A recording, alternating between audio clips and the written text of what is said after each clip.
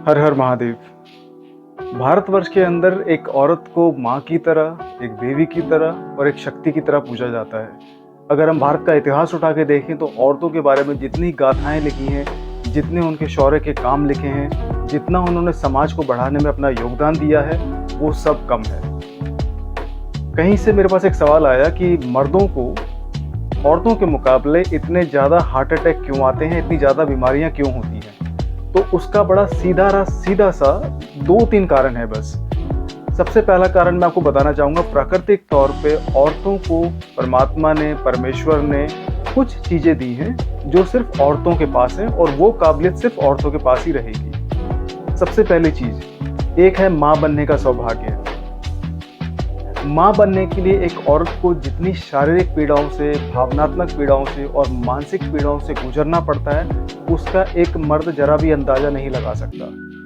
तो सबसे इम्पोर्टेंट चीज़ है, जो एक औरत को जो सामाजिक तौर पे, मानसिक तौर पे और भावनात्मक तौर पे इतनी पीड़ाएं और इतनी अप डाउन्स या फिर इतने उतार चढ़ाव देने के लिए जो शक्ति देता है, वो उसके माँ बनने की शक्ति है। तो मैं बताने की कोशिश करूंगा आपको कि क्यों मर्दों को इतने ज़्यादा हार्ट अटैक आते हैं और क्यों औरतों को इतने कम हार्ट अटैक आते हैं, या फिर मर्दों के मुकाबले उनको कम हार्ट अटैक क्यों आते हैं। और सिर्फ हार्ट अटैक ही नहीं, ऐसी बहुत सी बीमारियां हैं जो मर्दों को जल्दी पकड़ती हैं और औरतों को बहुत देर से पकड़ती हैं या कम पकड़ती हैं। एक और इम्पॉर्टेंट चीज़ वो ये है कि मर्दों की जो उम्र जो होती है, वो औरतों के मुकाबले 7 से 10 साल औसतन कम होती है हिंदुस्तान में। वर्ल्ड का रिकॉर्ड अलग है, लेकिन हिंदुस्तान में भी औरतों की जो उम्र है वो मर्दों के मुकाबले 7 से 10 साल ज़्यादा होती है। ये इंडिया का डेटा और इंडिया का सर्वे कहता है। इसके 3 कारण हैं। सबसे पहली चीज़, एक औरत शारीरिक तौर पे अपने आप को बहुत बखूबी और बहुत ही अच्छी तरीके से एडजस्ट करती है। शारीरिक तौर पे अपने आप को एडजस्ट करने का मतलब है कि एक औरत जब माँ बनती है तो वो माँ बनने के दौरान उसको हॉर्मोन्स लेवल पे, मानसिक भावनात्मक लेवल पे और शारीरिक लेवल पे जो उसको बदलाव, जिन बदलावों से उसको जूझना पड़ता है, जिन बदलावों से उसको गुजरना पड़ता है, वो बदलाव सिर्फ एक माँ ही झेल सकती है, वो बदलाव सिर्फ एक माँ ही बर्दाश्त कर सकती है। तो उस एक बच्चे को कोख में 9 महीने रखना और फिर गर्भपात के दौरान जो शरीर में जो उसके शारीरिक तौर पे जो उसके बदलाव आते हैं, उन बदलावों के कारण एक माँ, एक औरत अपने आप को बहुत ही खूबसूरती से, बहुत ही हिम्मत से और बहुत ही संयम से शारीरिक तौर पे अपने आप को एडजस्ट करती है, अपने आप को अडेप्ट करती है। सेकंड चीज, भावनात्मक तौर पे एक औरत या एक लड़की या एक माँ मर्दों के मुकाबले जितना अच्छा कंट्रोल अपनी भावनाओं पे कर सकती है, एक मर्द नहीं कर सकता। प्रकृति ने, परमात्मा ने औरत को भावनाएं और अपने इमोशंस कंट्रोल करने के लिए जन्म से ही इतना काबिल बनाया, इतना सक्षम बनाया है कि वो अपनी भावनाओं को बहुत ही खूबसूरती से और बहुत ही अच्छे तरीके से कंट्रोल कर सकती है।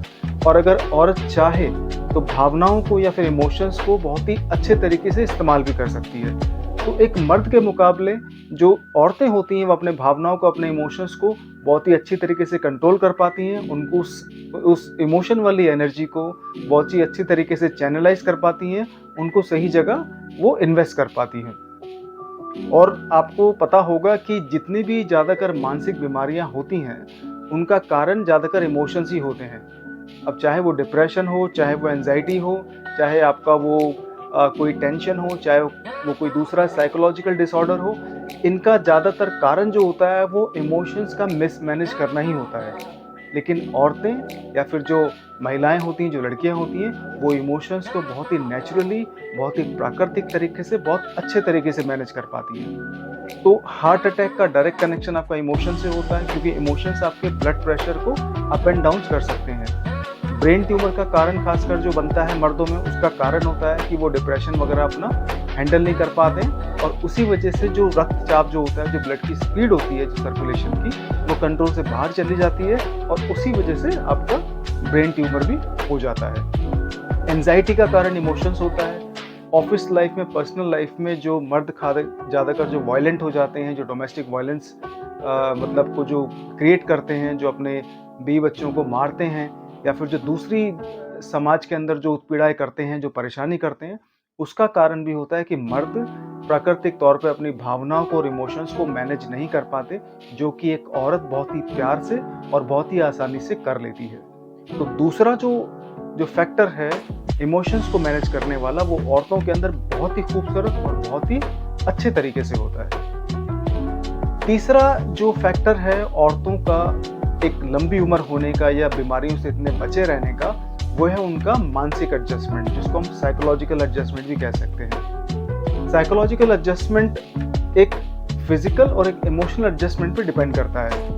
एक औरत जब एक उम्र पार कर लेती है, जब वो 25, 28, 30 की या 35 की हो जाती है, तो उसका मानसिक विकास जो होता है वो भावना और शरीर के विकास को ध्यान में रख के होता है।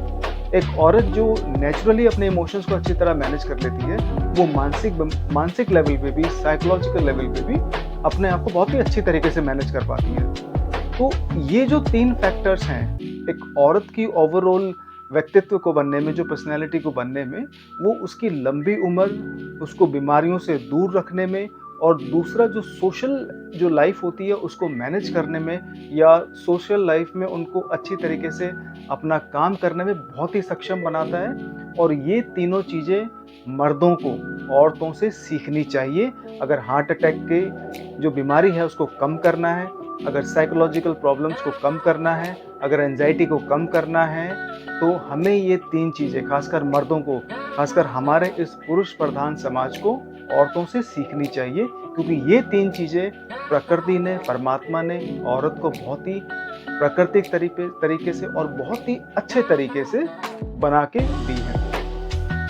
और अगर हम ये सीख लेते हैं 3 चीज़ें औरतों से, तो हमारी उम्र भी थोड़ी सी लंबी हो सकती है, हमारी मानसिक बीमारियां कम हो सकती है, हमारे हार्ट अटैक कम हो सकते हैं, और समाज को एक अच्छी दिशा में ले जाया जा सकता है। नहीं तो फिर हमें फिर इन बीमारी को झेलना पड़ेगा, और फिर हमें इसका जो खतरा है वो उठाना पड़ेगा।